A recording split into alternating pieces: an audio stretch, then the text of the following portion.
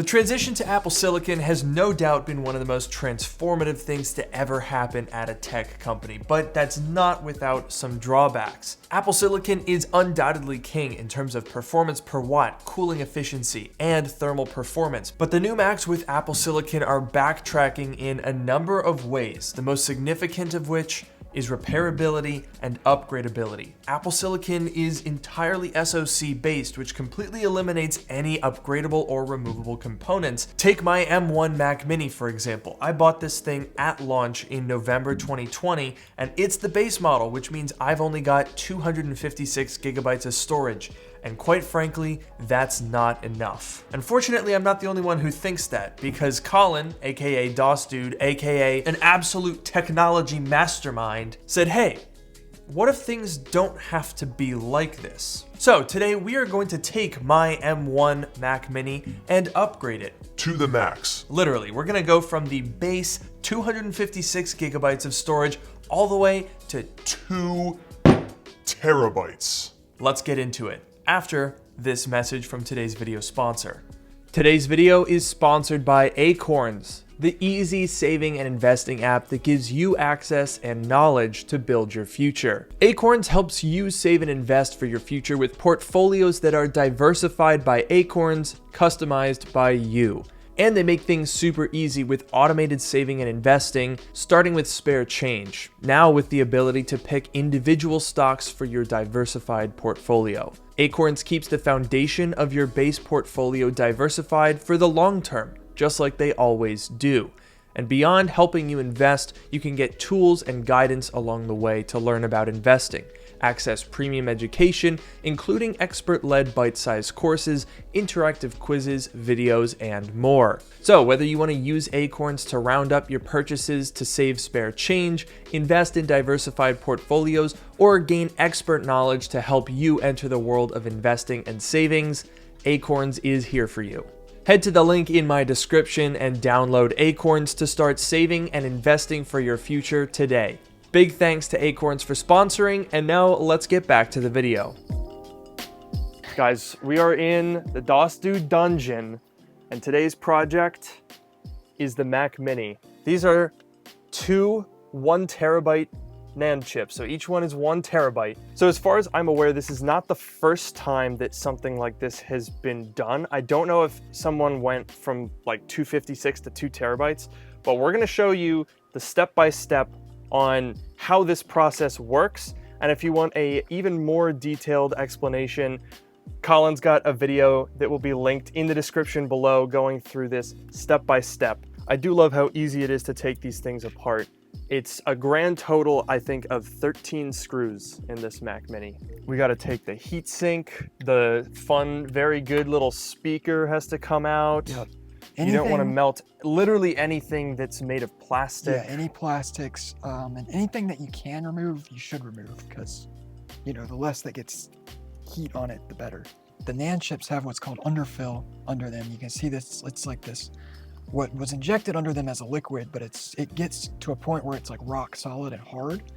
And it is pretty difficult to cleanly remove these without like damaging them or the board. So the big challenge is right next to the board, there are these tiny, tiny little resistors, and they're actually in the underfill. So yes, we don't want to pull those off of the board when we take these chips off. Yeah, so if you don't fully separate the underfill right where those resistors are and you lift the chip, it will pull those resistors off with it, because they'll be, obviously they're so close that the solder on them will be molten as well. All right, well, I guess at this point we're pretty much ready to go here. A little nervous, but Me too. I've practiced a few times, so we should be okay. Step 2 is we have to use a special underfill tool, which looks like this. It's actually double-ended, which is pretty cool. But this side, with this little hook attachment, I use for scraping the underfill around the sides and between the components here. And then this side, you actually have to stick underneath the chip while you're heating it and like slide it under and then like push it up. Oh, that scares me. So with that, I'm just gonna turn on the hot air. I'm probably gonna turn it to around 280 to 300 degrees. You do not wanna go too hot on this or you will damage either the NANDs Not that it's a big deal in this case or the board. And you do not want to go too deep with this tool or with too much force, or you will scrape away the solder mask, which you obviously don't want. Oh, yeah, that's not good. All right, so at this point, I think it's well enough separated now from the outside edges, especially these two little resistors right here, that we can now begin the process of actually removing it and then get this tool underneath the chip to pry it off. Oh God, that's scary. You can see I've got a gap now that it's going in. Oh yeah, it's definitely starting. We're up to 350C now. Yeah, I don't think I'm gonna go much higher than that. Some people say they go to like 400 degrees. Oh, that's a lot. Which is a little scary to me. That's a little frightening. We're up to 379, 380. Come on, this is very stressful to watch. It's very stressful to do too. Well, that I imagine is probably true. It's moving.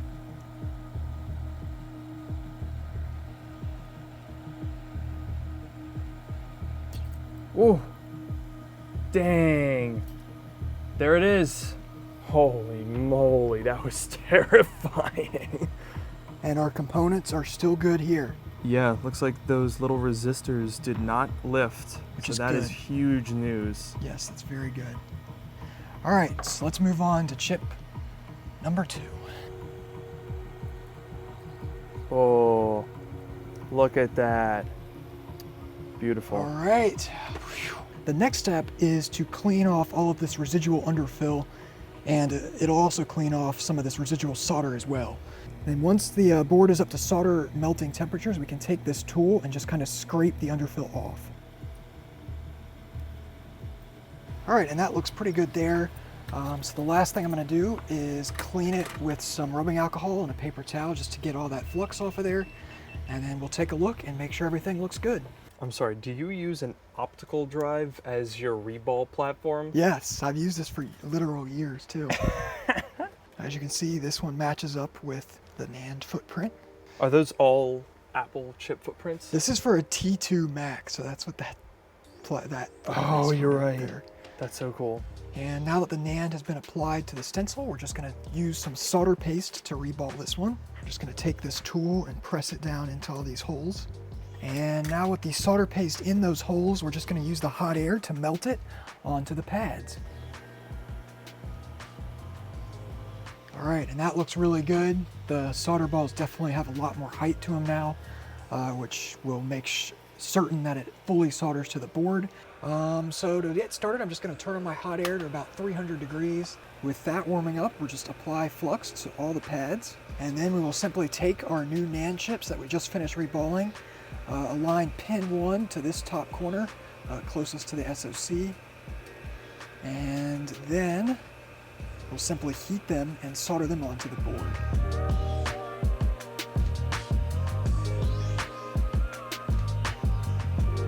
And there we go, simple as that. Wow. They're soldered onto the board. So definitely a lot easier going on than coming off. Yes. Now it's time to reassemble the machine, and hopefully we can use Apple Configurator 2 to get this machine DFU restored.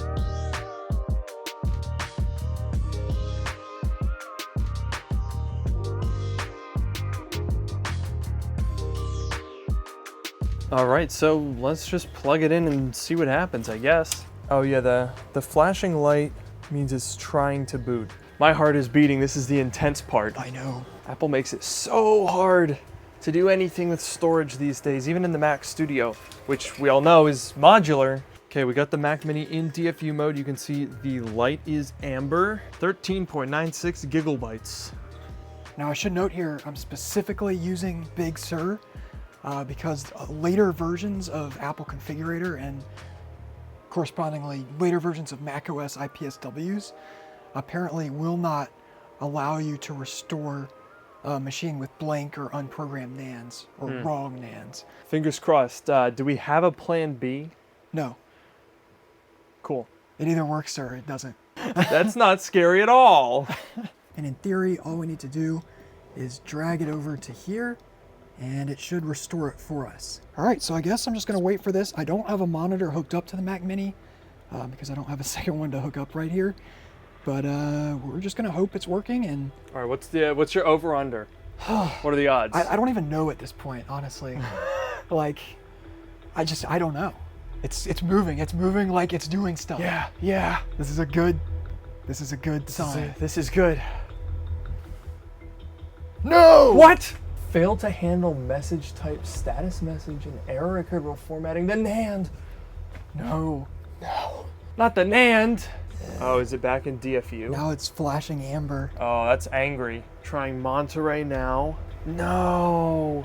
Same thing. With failures in both macOS Big Sur and Monterey, we even tried Ventura with the latest version of System Configurator, and we got the same result.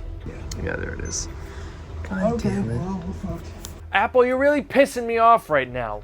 Look, we just want to upgrade a Mac Mini from a 1/4 terabyte to 2 terabytes. Is that too much to ask? Apparently so, but we do have one final idea, and that is to switch the NAND chips.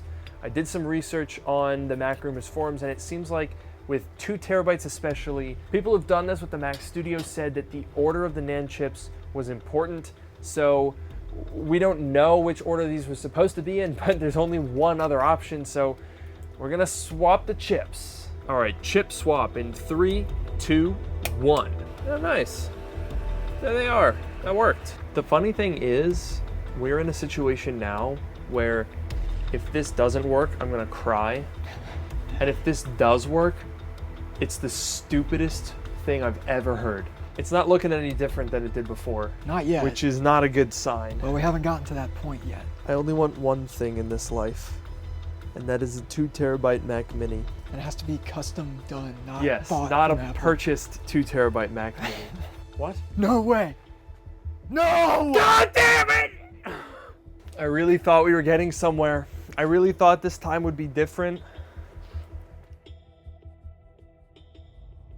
Hey, it's me, Studio Luke, here to interrupt with some context. Basically, Apple and their firmware is extremely particular when you try to mess with it. That's why you can't swap the Touch ID sensor between logic boards, and that's why if you try to replace a screen on many MacBooks, True Tone won't work. They just love to stick serialized little chips and stuff to pair everything together and make sure that you can't replace stuff easily. And that's exactly what happened to us. You obviously cannot buy completely brand new Apple NAND chips from Apple that are certified to work. But somewhere along the way, whether it was a mistake that we made or an intentional feature of hardware pairing those chips, they're just not gonna work.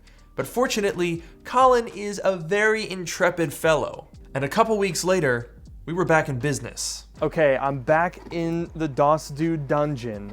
It's been a couple of weeks, and quite a lot has happened. Would you like to explain, Collin? Yeah, so at the end of the day, I ended up having to get a new set of NANDs, and we still haven't tested them at this point, so I'm not sure if they're gonna work.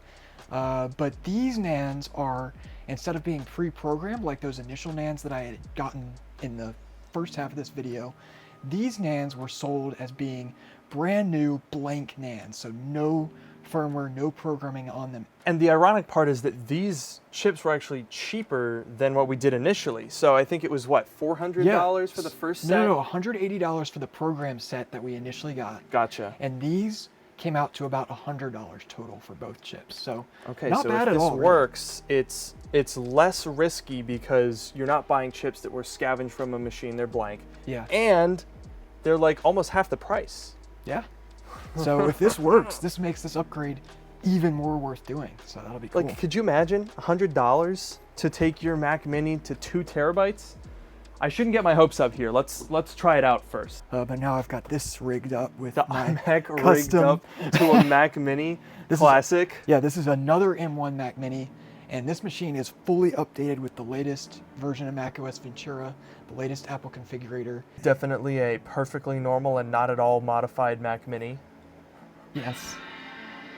The speaker's quite loud when it's not inside the aluminum case. I know. So this time I've also got a different cable set up here. I've got a USB-C to USB 3 plugged into one of the USB-A ports on the other M1 Mac Mini. So now we just need to connect power, put this machine in DFU mode, and attempt to restore it. Oh, and we've got a signal on the Mac Mini. That's good. And it had already errored here by this point with the other. So somehow mixing those NANDs seems to have actually worked. Holy cow. It's taken a while. Yeah, that's good. That means it's That's definitely a gotten good past the error sign. at this point. Mac Mini just shut off here and it seems to be rebooting. So we'll see what it does. Still a white light on the front. That's Yep. a good sign. We got a video signal. We got a signal. Come on. And there it is. Oh my god. Oh, and it's gone. Is this the monitor or the Yes, Mac this is the Mini? monitor. There we go. Yay. Oh my gosh, it freaking worked. There Oh it my is. god. 2 terabytes. Dude, I am so relieved. Me too, dude. When I left the last time, I was legitimately worried that we were just gonna brick a Mac Mini and waste $200. Yeah, but at the very worst, Yeah, we could put the original NANDs back, but true. the fact that it just works. It just works. Oh, I'm so happy. I know.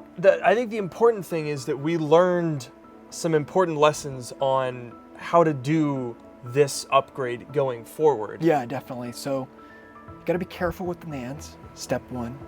Step 2, use blank NANDs when you do this upgrade. Brand new blank NANDs, that's another key.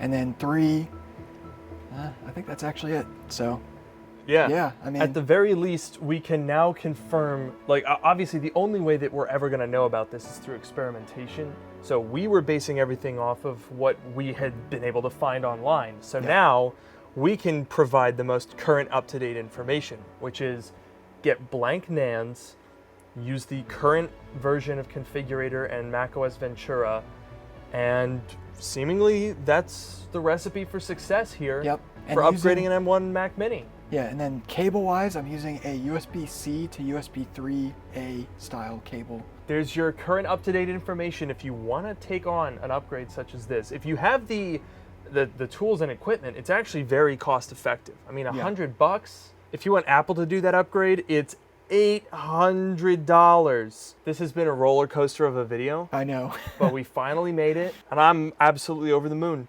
Yeah, I am too. This was a lot of work, a lot of waiting for shipments from China. Yeah. So a lot of suspense. And Definitely. here Definitely a we bit of go. stress. You guys, I cannot overstate how excited I am that this upgrade worked. I was really nervous after we wasted that initial $180 on the first set of NAND, and we were like, oh God, did Apple change something? Did they make this method of using Apple Configurator to basically reprogram the NANDs not work anymore? And fortunately, we can at least confirm that as of right now, in summer of 2023, under macOS Ventura, yes, you can upgrade the storage in Apple Silicon devices. And I've also seen people do this with the RAM chips. So theoretically, if you have a hot air station, all of what we just showed you for replacing NAND would also work on the unified memory, which means you could go up to 16 gigs. And this is all fantastic news, sort of, because if you want to upgrade your Apple Silicon device, 2 times the RAM, 8 times the storage, it is physically possible, and that's great, except that the skill set required to do so is way higher than in the old days where all you needed was a Phillips head screwdriver. Now you're gonna need to potentially source multiple sets of NAND chips, given that some of them just might not work. You're also gonna need a hot air station. You're gonna need a chip reballing station, most likely. You're gonna need flux and solder wick and that little pokey tool that I forget the name of it. It's a lot more involved than it really needs to be, especially given how much gosh dang empty space is in this Mac Mini. Why can't everything just be on removable storage? It's clearly possible. The Mac Pro has user upgradable storage that Apple sells on their website. So it's clearly physically possible. They just don't want you to do it because they charge $800 for 2 terabytes, but we did it for $100. Anyway, I'm very happy, but I'm also very annoyed because it shouldn't be this difficult. But it is possible, so I'm very happy. As you can see, I'm very conflicted on this whole situation. But the moral of the story is, if you want to upgrade your Mac Mini, or theoretically your MacBook Air, your MacBook Pro, what have you, Bob's your uncle, it's possible. Maybe next we should try an M2. Let me know in the comments if you want to see that. Let me know your thoughts on this project down in the comments below. As usual, thank you guys so much for watching. It really means a ton. Go check out Collin's video. He goes super in depth. And again, a huge thanks to him for literally making this possible because he's a little wizard man and he's a genius. With that, I will see you guys in the next one.